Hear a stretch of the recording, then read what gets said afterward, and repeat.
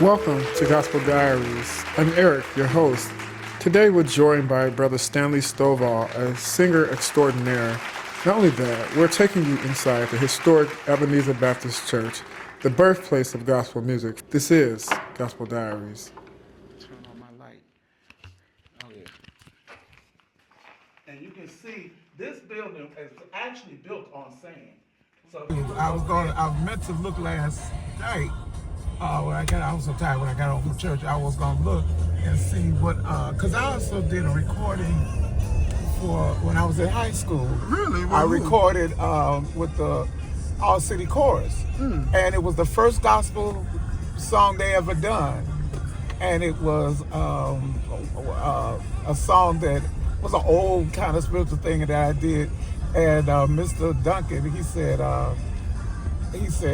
he heard me when I auditioned and I did a run like Sam Cooke, and he's like, "Oh, you gonna do it?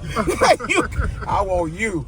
And it is just so funny because after that he would call me sometime to ask me to come and sing something for him, you know. But yeah, I did recordings. What's going on, Gospel Diaries? Listen, I am in the birthplace of gospel music, and I'm at the Ebenezer Missionary Baptist Church. Give us the address. 4501 South Vincennes Avenue. That's one block east of King Drive. And the voice that you just heard, his name is Brother Stanley Stovall. He's an intricate part of Ebenezer today. Yes. And he has a whole history himself, recording 45s with, under, what was the label that was it, Jewel? Yeah, Jewel Records. Jewel Records. And so many other things that he's done in the city. So we're here to delve into his gospel diaries. This is, I'm going to call him Professor just for today, Professor Stanley Stovall. Can I please shake your hand? Yes, please. Praise the Lord. Praise the Lord. Yes, I think the last time I saw you, I was here at this. Yes. It was in 2021. Right. For the program that you all put together. Yes. And we had Mama Lou, Vernon Oliver Price. Yeah. And Malcolm. All of them gone now. Yeah. Well, Malcolm is still here, but those two are gone. Let's talk about that. That was such a hard, especially with Mama Vernon, because it was quick. I had talked to her just that week, and she went bowling the day before and then passed the next day. And that was really a shock to me. So I still feel fresh with that one. Mama Lou, same thing. Mama Lou, had gotten cancer and everything, but I didn't get a chance to go by there, and that's what really hurt me about that. I didn't get a chance to go back because I love me. Mama Lou was the one that really inspired me as a director. When I first went to fellowship, they were not in the new building, they was in the old building. And I saw her and I was like, oh, that lady's on fire. I want to be like her. I want to be on fire when I'm directing and stuff. So I missed them both. And I did get a chance to tell Mama Lou how much she inspired me as well as Verna. Jubilee Showcase. Okay. You remember that one? Oh, you heard about it. I know you would have remember. Right, sit on down. You were nowhere near boy. But we listened to that in the mornings before we would come to church. And I remember when Mama Vernon was on there. Really? Yes, okay. Yes. What did it feel like, waking up on Sunday mornings? And oh, man. It was awesome. Really? You got to see not only choirs or anything, but you also got to see the quartets and the women's groups and all of that. And you would see, I was trying to remember her name. She was in Detroit. And they would dance. But it'll come to me. But anyway, it was just good to see that on television, especially for blacks, and a white man, producing it and everything. It was really nice. But listen, I was at home not too long ago, and I was just doing some research on Ernest Franklin, because I really do love the music from Ernest Franklin. Yeah. He had a style of his own. Yes, he did. And I think yes, he did. Very unsung. Yes, he is. Hopefully he's still alive. He is. Okay. So I was doing research, and I was trying to find more music from Ernest Franklin. Yeah. And I found a 45 that says Stanley Stovall. Wow. And the Franklin Singers. And it just did something to me. I was like, wow, I did not even know that your voice was on wax like that. So that's why I'm here today. So when you look back over your life, how do you feel about the privilege that you've had to interact in gospel music? I tell you, I praise God all the time. I really, this is serious. I cannot tell people how how much it meant to me to grow up in the era that I did, because it was so enriching. Meeting all of these people now that are legacies and stuff that's gone on, I just thank God, because I came up through that and I know their stories and I know some of the things that they went through, and to be a witness to that and try to get other solos. I used to tell musicians, I said, don't look to be paid every time you do something. You know, be giving as well, you know, as solos. You know, I said the best donation I got was when I didn't ask for anything. And it's the truth. It really was. I was shocked. I opened the envelope and I'm going, what? But it was just for one song. And I was like, wow. But people appreciate you when they'll show you that they appreciate you. But it's important that, because we were struggling as gospel singers, we had to struggle. And a lot of places, like I told people, a lot of places did not accept gospel music when it first came out, because it had when Thomas A. Dorsey was playing, you know, you had your jazz tones and you had your blues tones, and they knew them. They knew that because they body, the body told off. So they knew that. But I tell you, now you look back and you like, how did it ever not, you know, be that way? But that was where it was. But it was down south. I mean, let's back to some of the areas in your life, in your early life, that you was contemplating on staying in the church. Were there any times? Yes, there was times. I remember I came home one time. I told Mama Verna this too. I said, Mama, I remember when the lady upstairs took me to a sanctified church. That's what they used to call them back then, Church of God in Christ. And I said, and I came home and told my mother I wasn't Baptist, and she would not let me go back to. Oh, she didn't want you carrying on like that. No, I'm telling you, it was ridiculed. It was really ridiculed how they acted and everything. And I was like, but that's what they, I mean, I could feel them when they did what they were doing. And I said, Mama, I'm really not. And she said, you are not going back to that church. So that kind of hurt me, because I really think I would have been Kojic, as they call it now. And I said, I think I would have been Kojic. I said, because that really got me. My mother she exposed me to a lot of places. Like you said, Great Harvest took me to Rembody. She used to be a broadcast announcer at the church. What was your mom's name? Mary Kay Stovall. She died in 1966. Okay. Yeah, and wait, let's not speed past that. So 1966. That's been a while. it's been a while. How have you been able to push through life? It was hard. I'm gonna tell you, my mother was. She was my everything on that side, because if she had a headache, I had the pain. That's how close we are. I was only 10 years old. I was 10 years old. She died in August. My birthday was not until September. I became 11. But I was 10 years old, and nobody explained anything to me. You know, they just came from the hospital and said, your mama's dead. And I'm like, I just didn't know how to cope. So for a while, I was kind of, only thing that held me close was singing. That was what my mother had established in me, was what was able to pull me through that. Because I'm telling you, I told people I could have went on dope, I could have went in the street, I could have done I could have did a lot of stuff. Especially I was on the west side too. I said where everything was done, I was like, I could really have turned out differently. But because of the foundation that she put me on, I stayed on that path. One of my first loves when it comes to gospel music is a guy by the name of Alex Bradford. Fanatic. Really? Alex Bradford for so long. Wow, he was very unique. The Bradford Singers, yes. You got a chance to not only meet Bradford, but you got a chance to sit under. I studied under him, yes, personally. In a music lesson. So let's talk about that. Yeah, I remember when I first met him, I didn't know who he was. Okay. My mother knew, of course, because she had his albums and stuff, but I didn't know who he was. And she took me to a hotel on the west side, and she said, I'm going to give you some vocal lessons. I got someone that's going to give you vocal lessons. I said, okay. I was excited, you know, because I wanted that. And when I got there, it was Alex Bradford. And I was like, oh, okay, you know, and I'm looking at him and I say, he looks familiar because he's probably been on television and everything else, but I didn't know still who he was until later I realized that I was studying under Alex Bradford, and he helped me to project and how to stand and how to deliver, you know, how to deliver. A lot of My nephews and nieces used to tease me about when I start off a song, I'm usually sounding like, because I'm big and everything, I would sound real soft, and then I build up it, toward the, and they say, yeah, that was his flag, I said, because it fools people. They think, oh, okay, really, this is all you can do is make it, and then I'll come out with that big voice. But it was interesting. That's how he had me to deliver, and I learned a lot under Alex Bradford and Mr. Wooten Ensemble, Wooten Choral Ensemble with Mr. Wooten, Robert E. Wooten, and also with our musician at Mount Eagle was Miss Lucinda Blackman. Okay. And I started with her in the children, Marion Blackman. That's her mother.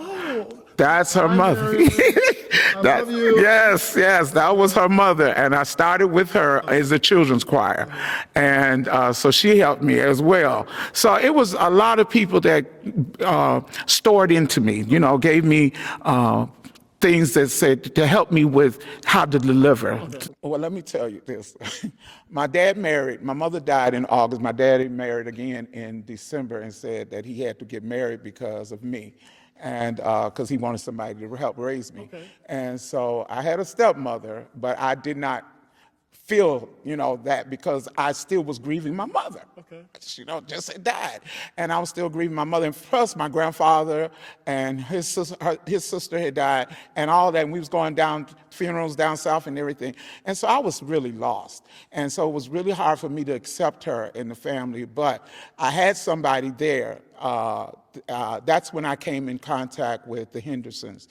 Joseph Henderson was the minister of music, also with Mr. Wooten at a Greater Harvest. And so their family took me in. They were all singers and everything, and they took me in, and that's how I got back on track. Okay. They really, really helped me get back on track because I was really having a difficult time. I can remember struggling at one point to even want to commit suicide. Yes, let me tell you, you can get that low. Don't ridicule people when they say that because you can get there. And it's only by faith and by what God did by pulling these people in my life that I was able to come out of it. Yes.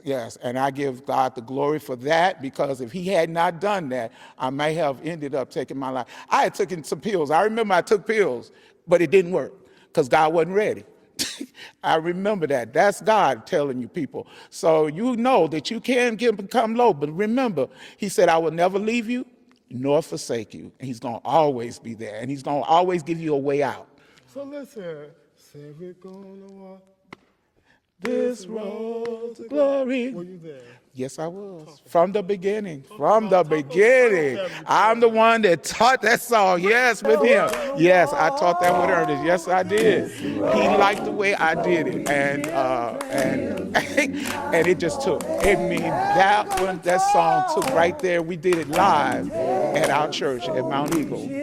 And I'll never forget it. Our choir stand was packed because we had all our choirs come together and some people else that came up. And we sung, and I mean, I remember how the people were in the audience because it was full in the house as well. And I'm telling you, we walked that song, walked this road to glory. And I remember when he, took the singers out, to do it as well. And he had some good singers because all of them came from our choir. All his singers except Sammy Cheatham. Sammy Cheatham was Milwaukee, I believe. He was out of New Milwaukee. But he was the only one that was not of our church. But everybody else he had was from our church. So you got a chance to interact with Reverend Sammy Cheatham? Yes. Oh. Yeah, Rev. Sammy Cheatham, yes. What was his personality like? He was funny to me. He was tall, real tall guy. I remember one time he was singing at Mount Eagle, and he was standing in front of the altar here and at the church, and this lady started running down the aisle, and he waited till right till she got right up on him, and he jumped, he skipped to the side, and she hit the altar. And that's why I say he was funny. Sammy was funny. He waited right there. Next thing he said, she went into the altar. He said, not today. But yeah, I remember having fun with him, Mama Rimmer, Geraldine Flowers, who's still living to this day.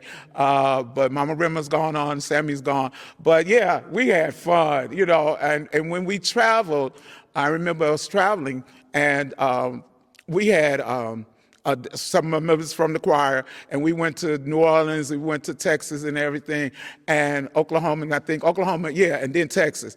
And I mean, when I saw Biloxi, Mississippi, I was thrown away because there were palm trees.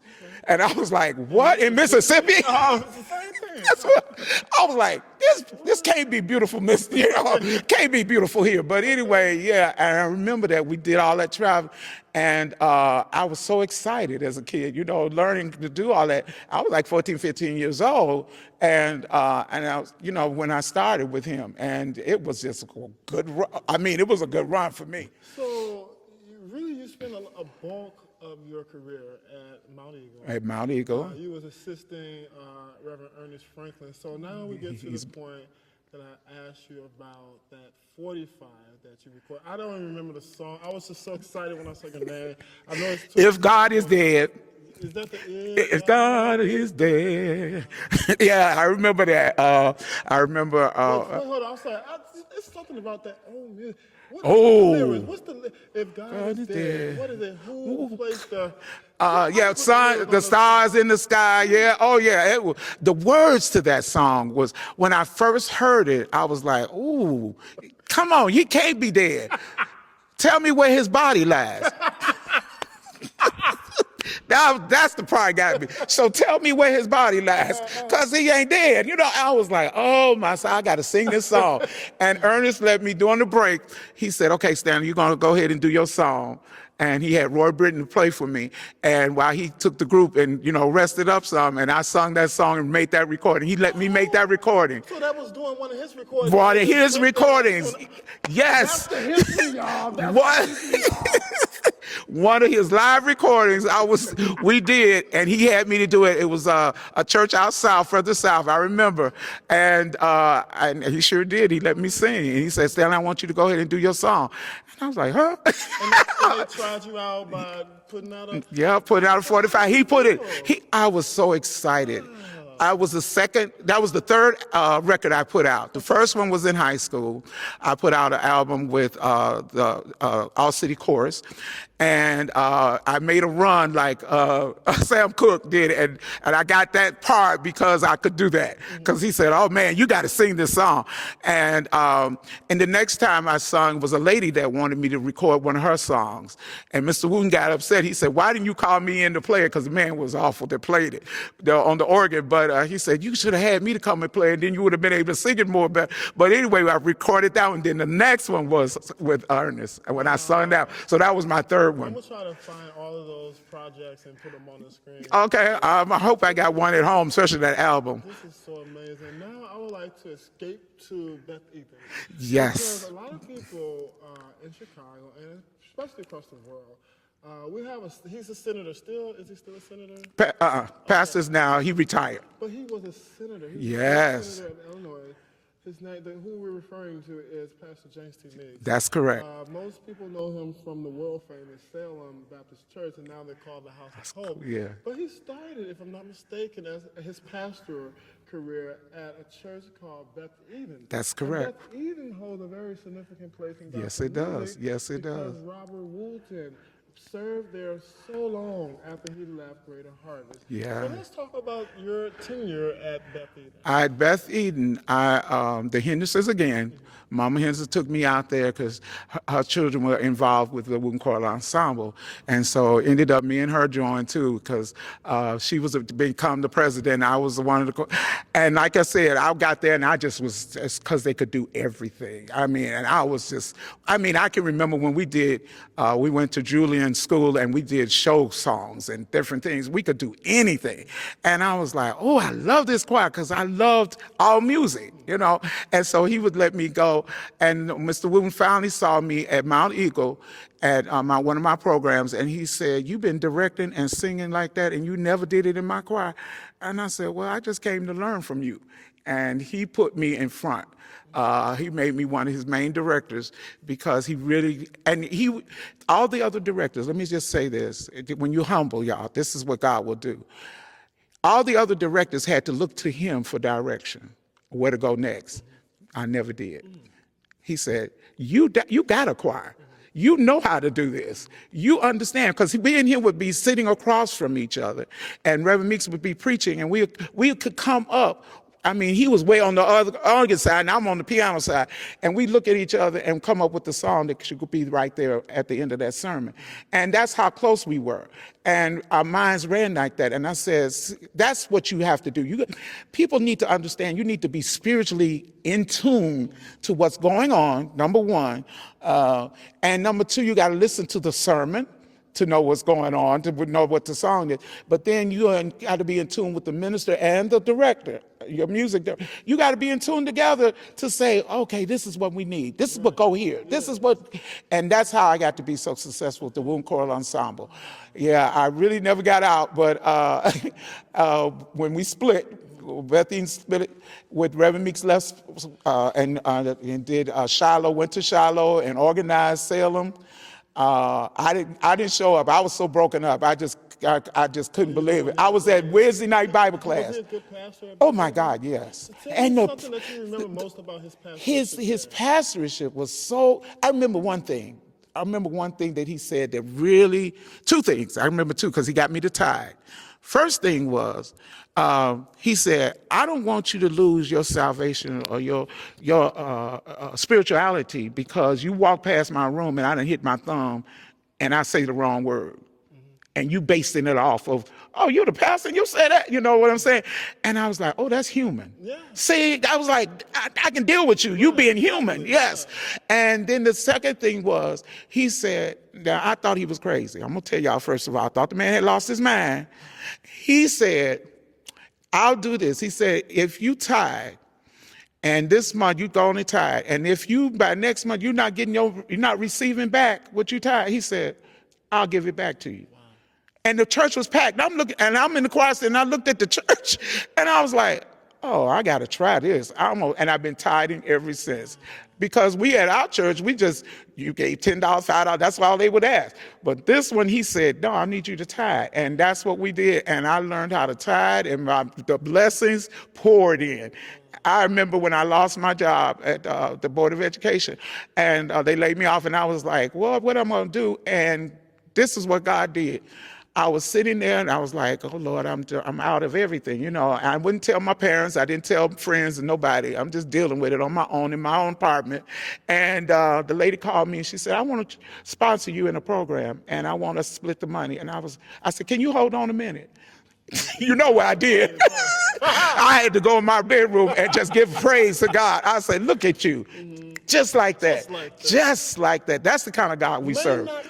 When you want him, but he's always on time. We're on the same page, bro. Yeah. So many demonstrations. I could tell you who let the dogs out. And when he came to church, he had stuffed animals, stuffed dogs all on the pulpit. Yeah, and he preached that sermon, who let the dogs out. And when I went to Arizona to visit, I went to visiting church, and the first thing the first lady went, when we got in the back room where she wanted to meet all the people that was visiting, and she said, Reverend Meeks, can you send me that tape of who let the dogs out? Actually, that was a very hot sermon. Yes. And then also, too, for those that are not in Chicago, since we're talking about, let's celebrate Reverend James C. Yes, at this moment. Yes. So in Chicago, Reverend James T. Meeks opened a record shop. It was right around the church. Yep. And then they moved to the plaza. But what was the name of it at first? It was I want to say House of Peace, right? Yeah. But I thought it was another name before. But however, House of Peace. This House of Peace record shop. Yeah. Was the place to It was go. on 115th and Michigan. It was state of art. I mean, it was top notch. If that wasn't good enough, he went over to Evergreen Plaza. Yes, he did. Yes, we did. Opened up the biggest record Yes, shop. he did. Gospel. Gospel. Yes. Yes, he You know, did. I was in heaven, y'all. And then he had the nerves to have like events in the place. Yes, he did. Yes, he Oh, did. Reverend James Yes, T. Meeks, yes. thank you so much. Moving on, we gotta go. We gotta go. We Gotta love you, love sir. you, love you. So you had a choir. Yes. Talk about it. I had at Salem, I remember this. So Reverend Jordan was over our senior ministry. And he invited me to come to the luncheon and sing. And so when I got up to sing, I started singing some of the old hymns and songs, and I said, y'all join in with me now, come on, sing. And they did, and they really go. And he got up behind, he said, I can't believe this happened. He said, do y'all want to start a choir? And they said, yeah. And that's how we were birthed out of this luncheon. And it was called Traditional Gospel Choir. And the Golden Gospel Choir. That's what our first name was Golden Gospel Choir. And then we came Golden Traditional Gospel Choir. But yeah, we were the Golden Gospel Choir. And so I invited, I remember having Bettina Walker to come and sing with us. And we sung together, with her backing her up. We sung with Mama Verna. We sung with Loretta. And then I had Mama Lou, because all my favorites had to come, right? And I had Mama Lou to come and direct us a couple of times. Yes, so yeah, it was just a wonderful thing. New Sunny Mount, we was at New Sunny Mount, and when we got back, Reverend said, we're gonna do it again at our church. And we were at 83rd and Jeffrey, and that was a very small church. Now, which church is this one? This is Salem. Okay. This is where we started at, 83rd and Jeffrey, at Calvary's little church. Remember, they had a little building further. Yeah, that was it looked like a rectangle. But anyway, remember, yes, a little bit. Yeah. So we came back, and he said, "Now look, if the visitors show up, and he said, y'all, all of us that was doing the play, he said, y'all be doing the play." And he said, but the rest of the members, y'all go home and let these folks have the seats. And that's what he did. I mean, this man was such a people connector that I loved, because how he started his Sunday school and everything. But we did that play, and the church was flooded with people that joined because of that play and that testimony. And it was such, we were crying. I remember I was crying because it sounded so real, because I prayed over it. I had the choir to pray over it. I had everybody praying over it and anointing it, because I wanted God to get the glory. Not the choir, not us, but let God get this glory. And that's one of the things that I want people to understand. You got to let God get the glory. It can't be about you. Please, y'all, don't let it be about you. Don't think that you're so grand that you can't be shut down. You notice I said shut down, like your grandmama used to say. God can sit you down too. I remember when God told me to leave Mount Eagle to go to Salem, I told him I wasn't leaving. And he said, oh, you gonna leave. So when he got through with me, I felt like pins were sticking all in my body. And I told people, when I gave them he told me exactly what to do this letter, told me what to put on it and everything. And that Sunday, I had the youth choir, and it was such a good service, and I was so excited. And something happened after service, and I said, oh, Lord, you all right. I went downstairs, didn't make no commotion. I just said to the deacons, get us to pastor, blah, blah, blah. And that was my resignation. And it was when I walked out the door, peace. Wow. It never bothered me. It bothered my pastor because I was real close. I've always been close to my pastors, and I was close to him, and he was like, he couldn't believe that I left, what? And I was like, but the Lord told me. I said I had to go and do what the Spirit told me to do. And I grew so much from Reverend Meeks. I'm telling y'all, that man taught us so much about the Bible and how to live, Romans, or how to be with children, how to do everything that man taught us. And I carry that with me to this day. And that's what has sustained me to 72 years. I can't even name how many operations I've had, but I'm still here. Still here. And I'm still strong, and still singing, still can direct. So yes. Hopefully, once we end our interview, hopefully we can get you to do a song by Alex. You remember Too Close? We'll get you to do something. Oh yeah, I can do that. I got the, you can Google. Okay. I'll Google the words. In the meantime, in between time, I want to tell you all, thank you so much for watching. Yes. And, when you were talking, I thought what you were gonna say. I heard this from Bishop Carlton Pearson, and I found this to be true, that sometimes people don't remember everything you say. But they remember what you do. Don't Amen.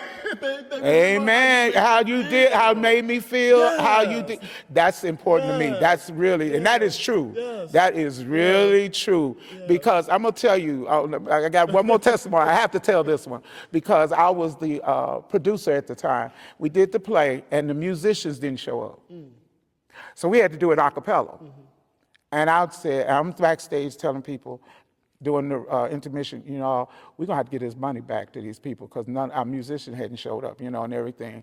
And I was like, oh my God, it's so bad. You know, I'm thinking, I'm doing, you know, that's me. That ain't with God. At each production, we always go out into the vestibule to, you know, thank the people for coming and all of that. And we line up and shake hands with everybody. And they said, a couple of people said, this is the best. And they had been to other of our shows, the same show. And they said, this was the best one of all this. And I said, look at God. Because God put his hand on it. When God put his hand on you, look out now. I'm telling y'all, don't worry about none of that. Don't worry about nobody music and all of that, because God will add the what? Increase. That's what he's obligated to do for us. He adds the increase. What you think you sound like, because I be sometimes saying, you know, I ain't, you know, but God said, you going out there, you a minute. Oh yeah. Sometimes, I mean, because like sometimes when I talk, you know, before people, I'd be like, oh, I just sounded just. Yeah. So you have that. Oh, I hate to hear my voice. You know, on recording or something, I think, oh, that ain't me. But yeah, and you get you be thinking about that while you're doing it. But God adds the increase, and he gives the message and all that you need to help somebody out. Right. There you go. Love on someone and help change a life. I'm gonna let you say it. Help someone and help change somebody's life. And on that note, we'll see you guys later. Bye. Search me, Love ya. search me, Lord. Oh, search me, Lord. Turn the light from heaven on my soul. Yes, if you find anything that shouldn't be, take it out and strengthen me, because I want to be right, I want to be saved, and I want to be whole. Yes, search me, Lord, search me, Lord. Come on and search me, Lord. Well, turn the light from heaven on my soul. Oh, if you find anything that shouldn't be, take it out and strengthen me. I want to be right. I want to be saved. I want to be whole.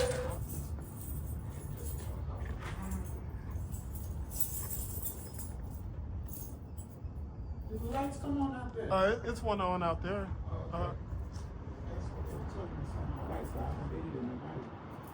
Hi. Oh, that's right. Hi, this is Stanley Stovall, Ebenezer Missionary Baptist Church of Chicago. How long have this building been?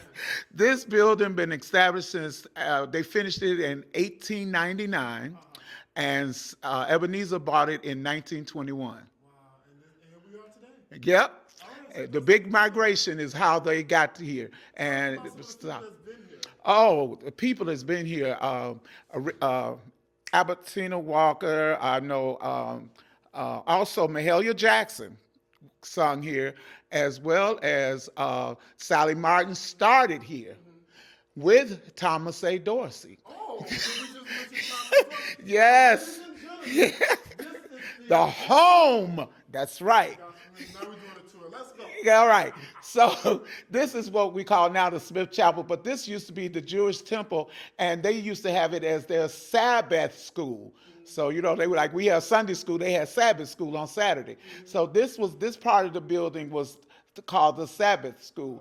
And what I loved about it is these shutters actually went up in the air, and you could go straight, open it up, clean up to the next room, Yes. Now they don't work, but yeah, that's what they used to do. And I have pictures, I had to go get some of them old pictures to show you, but I got pictures of where they had a banquet in here. And they also, this is the room where the first gospel choir took their pictures for, what was it? What's the name of it? Thomas A. Dorsey, but it was what's the Defender for Chicago Defender? Yeah. The picture used to be in here somewhere. Yeah, we're trying to get it blown up and get another picture of it. I got some upstairs. But yeah, this is where it all began. Yep. Rehearsals and stuff would be back here. And at that time, they didn't have an organ. They had a piano only. Yep.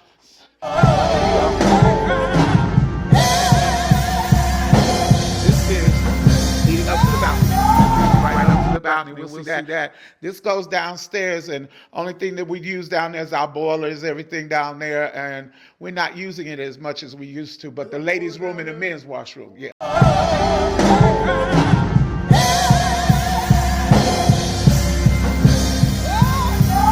The windows actually have a lot of orange in it because the Germans had orange. A lot of churches you go to, you see stained glass windows have a lot of red, but these have orange because it came straightly from Germany. In fact, the glass came from Germany, and they had to put it together here in the States, in the United States, Chicago. And so we've had guys to come out and look at our windows just to give us some history about it. And that's what they told us. They said, yeah, they actually shipped these windows in and put them together once they got some seats in order to redo the choir stand and all of that. So that's been redone. It used to be columns in the choir stand when the original pictures. I've got some original stuff that I usually show people, and they can't believe. It's pretty much the same, but they had a mural, and Jesus was in the mural. But our mural is just a little bit different of him ascending up to heaven. Right there on a piano, on AP. No, he was here. The story is Theodore Fry. Let me start back with Reverend Smith. Pastor Smith said they were doing anthems and spirituals and things and hymns, and he said, I want some of that music they got like down south. I guess he was a country boy, and he said, I want some of that music, and he stopped and clapped. And so Theodore Fry brought in jazz musician Thomas A. Dorsey, and that's how it all started. In 1931 was when they did their debut. The choir sung first time. And gospel music, people got to realize, gospel music wasn't accepted because it had blues. You got to remember, Thomas A. Dorsey played jazz and blues. And so it had a lot of jazz and blue chords in it. And that's how gospel music started. And people were kind of, sound like we at a bar or something, But it finally took on. These seats, now, right. I think, what year were you born? Oh, please. Yeah, way before you was even thought of. This was in 60s, it's about the late 60s, early 70s when they put these theater seats in, because our church put them into the same seats at Mount Eagle. Oh, so these wasn't around. So we asked. Over there with the nurse room still over there? The nurse's room, but they done changed it to a men lounge, but it's still here. I know, right? That's what I said. This was where the nurse's station was, and they took down the picture. There was a bed in here still. But look, at least we still got a water unit. Yeah. And look at the bathroom. And this to be his bathroom, yes. There's a light right there. But yeah, this going upstairs. Yeah, okay, come on. I'll go with you. Listen, I got to show people this amazing view. I'm telling you, it is. Yes, it is. Everybody comes here blown away. We had Sacred Places come, Philadelphia, and they were just amazed. There was no bad seat in this place. There is no obstruction anywhere. It's front row. Yes. There are no obstructions anywhere. You could sit anywhere and just enjoy the service. Could you imagine the organ sitting here and look at that Yep. detail in this building? I'm trying to get you all to see. Look at the Stars of David is still up there.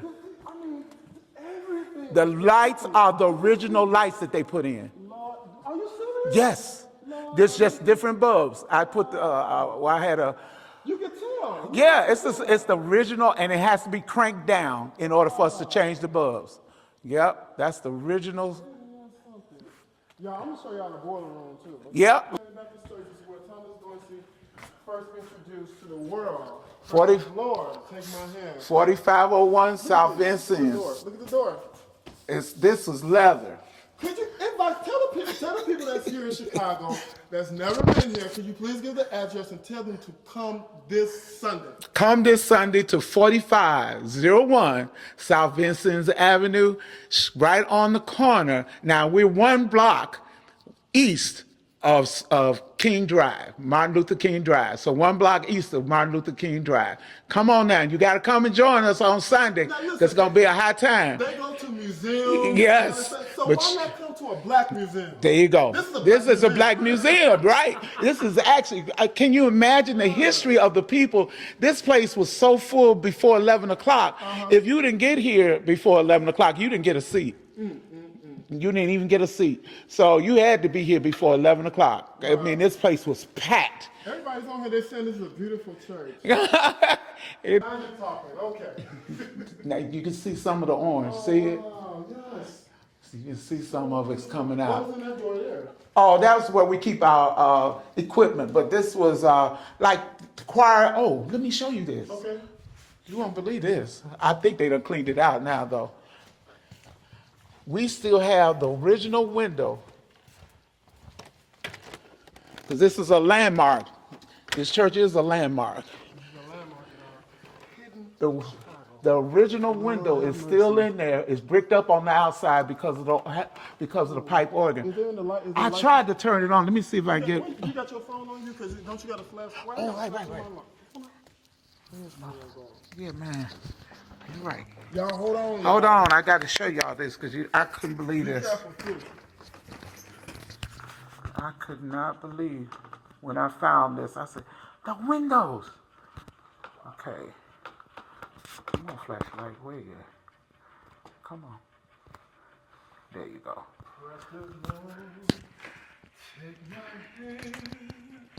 Lead me on. Come on, sing that Let for us. me stand. I am tired. Come on, sir. I'm weak. I am worn through the storm, through the night. Lead me on to the light. Ooh, take my hand, precious Lord, and lead me on. Maurice, follow me over here for a second. This is where the senior choir actually. Now they actually had. Somebody said you better sing. No light's coming. Oh, that one. That's that one. Where is this one? Oh. You can't see the glass on this side. But this room here, this is the room I wanted to show you anyway. This room is where the senior choir came in and hung up their robe and they got dressed. Can I please get in there? Oh my God, you guys. Look at this. Oh my God. Oh my God. If y'all want to see this, please say you want to see. I'm going to block this room. I Say did I want to tours. see more. Hold on. You better say that. You better say I want to see more. Wait, Please wait. say I want to see more. You ain't going to see this. Say I Look, wanna see some of more. these old senior robes. I'm about to end this. This is the senior. I'm about to end it. If y'all don't say I want to see more, y'all ain't about to see this. I'm counting from 10, 9, 8. Oh, okay, there's some more. Look at this. Now you know when we're quiet. Oh, This is the senior choir's robe. Still here. Can you imagine how old this is? This got to be 60, 70 years old. 'Cause I'm telling you, we don't even wear robe sleeves like that anymore. Oh my God! Look at this room, y'all. I'm telling you, this is just amazing. Look. I'm telling you. Look at the rack. Yep. It's holding. The holding up their robes and everything. Yep. Yep. Lord have mercy. I think this was the youth choir, the blue one. Yep. That was the youth choir. Wow. Give me a little bit more precious, Lord. Take my hand. Come on, sir. Lead me on. Let me stand. I'm tired. I'm weak. I am worn through the storm, through the night.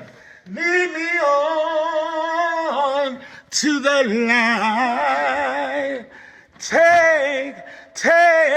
Take my hand, precious Lord, and lead me on. Yes. Let me the acoustics in this place is amazing.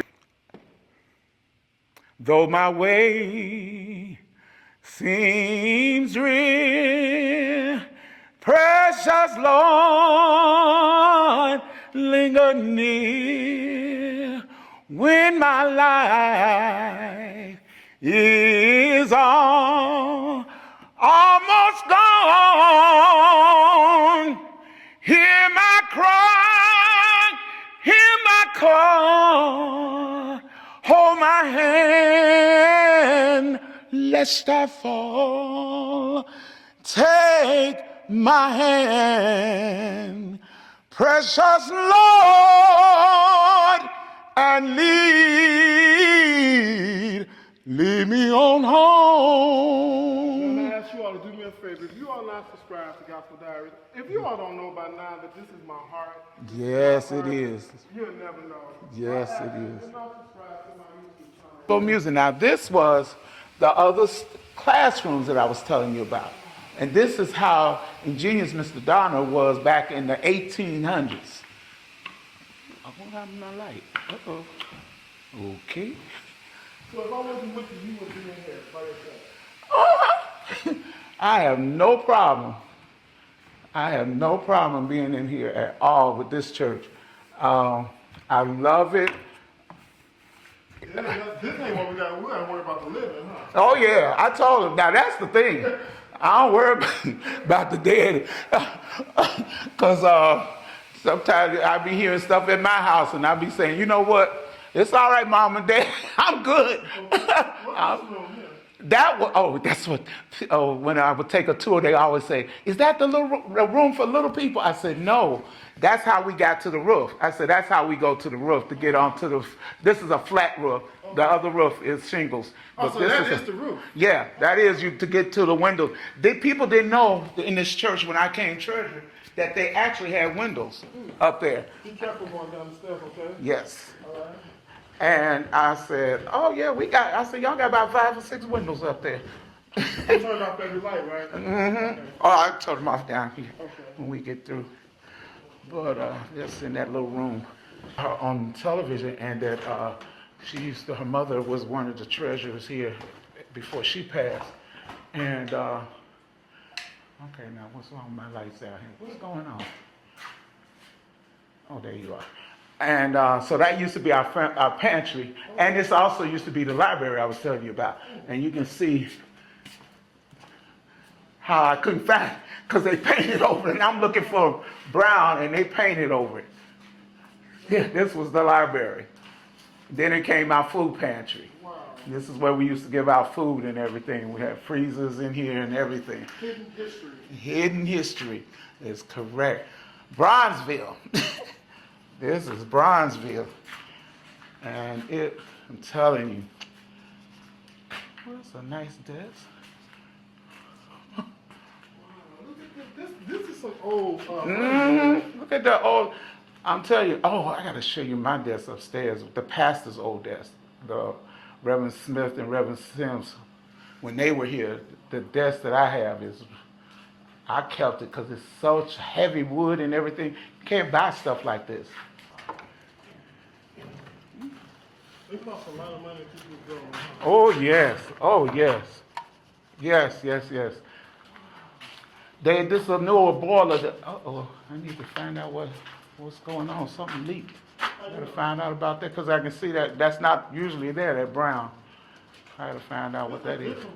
Yeah, I was gonna say, I was here as a director when Reverend Kerr, it was Pastor Kerr before the pastor we have now, had asked us to donate towards the boiler room. So are we underground right now? Yes, and we're between two buildings. Really? Really are. We really are between two buildings. This is our educational building. Let me see if I can turn on my light. Oh, yeah. And you can see this building is actually built on sand. So if you looked over there, you can see on the side where I'm shining my light that's where the other building was built.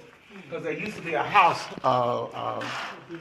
that was there, and they took it. Now.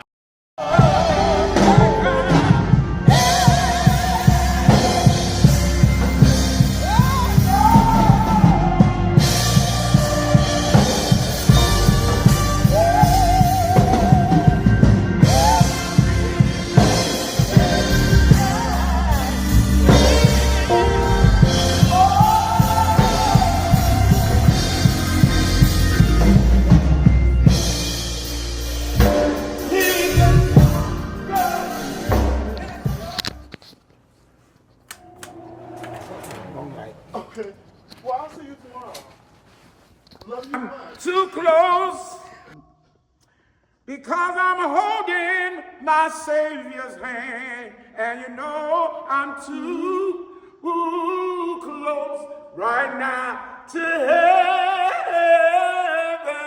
That I can't turn around. Promise the Lord that I wouldn't turn around. Amen. Thanks for watching Gospel Diaries. Special thanks to our guest, Stanley Stovall, for sharing his story with us. Be sure to tune in next week. Our guest will be Curtis Burrell. You don't want to miss it. And if you'd like to donate to support this platform, the link is in the description. Thanks again for watching. Oh, yes.